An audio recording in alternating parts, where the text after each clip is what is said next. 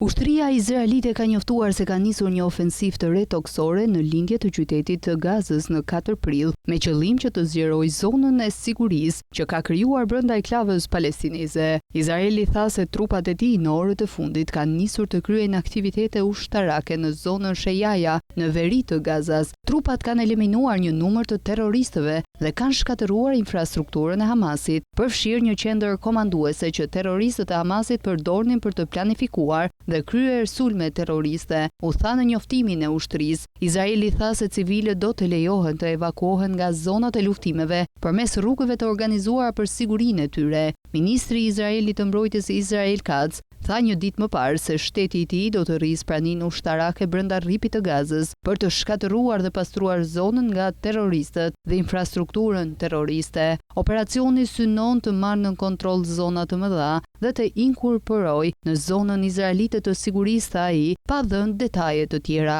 Izraeli ka thënë se po të vazhdojë ofensivën në Gaza me qëllim që ta detyrojë Hamasin, grupin palestinez të shpallur organizat terroriste nga Shtetet e Bashkuara dhe Bashkimi Evropian, të liroj pengjet që mori gjatë sulmit ndaj Izraelit në tetor të vitit 2023 dhe nxiti luftën në Gaza. Gjatë sulmit të 7 tetorit 2023, Hamasi vrau afërsisht 1200 persona dhe rrëmbeu afërsisht 250 të tjerë. Si pasojë e ofensivës izraelite, në Gaza janë vrarë më shumë se 50.000 palestinezë.